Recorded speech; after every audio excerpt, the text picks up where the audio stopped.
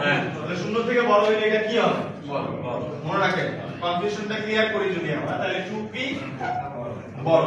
তাহলে দশমিকের বেলায় আমরা ভগ্নাংশ ছোট বড় নির্ণয় এভাবে করতে পারি, অথবা আমরা কি টেকনিকও করতে পারি। ঠিক আছে? আচ্ছা, এবার চলে আসি। স্যার ওইটা এখনো ক্লিয়ার হয় নাই। কোনটা? ওই যে পয়েন্টের পরে যতগুলো সংখ্যা থাকবে স্যার ওইটা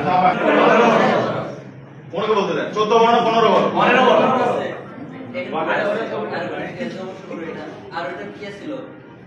এটা বলেন 14 বড় না 15 বড়? সংখ্যা আগে আমাদের চিন্তা করতে হবে, যদি সংখ্যাটা যত বড় হবে তার উপর ডিপেন্ড করবে ছোট বড়। এরপরে আমি যদি এবার বিবেচনা করি 14.75, এবার এই 15 নাই, আছে 15 নাই, এখন এই দুটোর মধ্যে আমার ছোট বড় কালেক্ট করতে হবে। তার মানে আগে পূর্ণ সংখ্যার সাথে তুলনা করে দেখতে হবে সে ছোট নাকি বড়। তাহলে আমি দেখতে পাচ্ছি 14.30, 14.75, তার মানে আলটিমেটলি এটা বড়।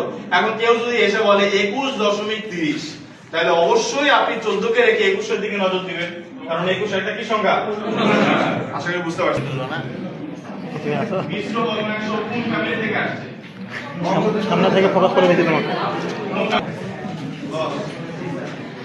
আচ্ছা, এরপর